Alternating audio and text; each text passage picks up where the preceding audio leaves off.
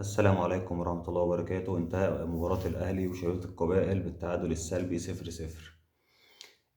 في سؤال بيطرح نفسه احنا مش فاهمينه أصلا، يعني هو احنا بنلعب بخطة ايه مع طروب؟ أو يعني النزعة الهجومية مش موجودة والدفاع وحش.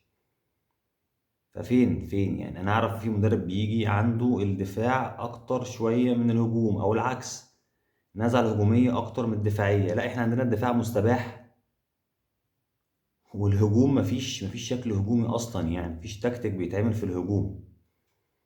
مش عارفين نطلع بالكوره. شبيبه القبائل عملت ماتش علينا، يعني روقتنا.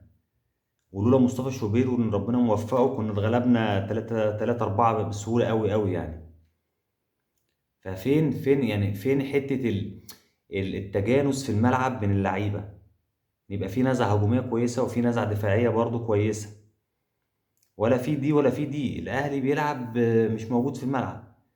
الفرقه بتطلع عليك بثلاث اربع نقلات بتبقى عند منطقه الجزاء بتاعتك، وانت عشان تطلع وتروح منطقه الجزاء بتاعتهم بتعملك 10 نقلات 15 نقله عشان توصل بس منطقه الجزاء، وما بتوصلش بخطوره.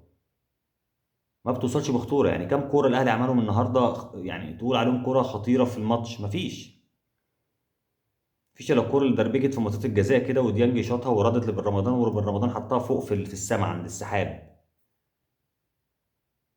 فايه يعني؟ طب تروب عنده ايه قدمه مع الاهلي؟ احنا مش فاهمين.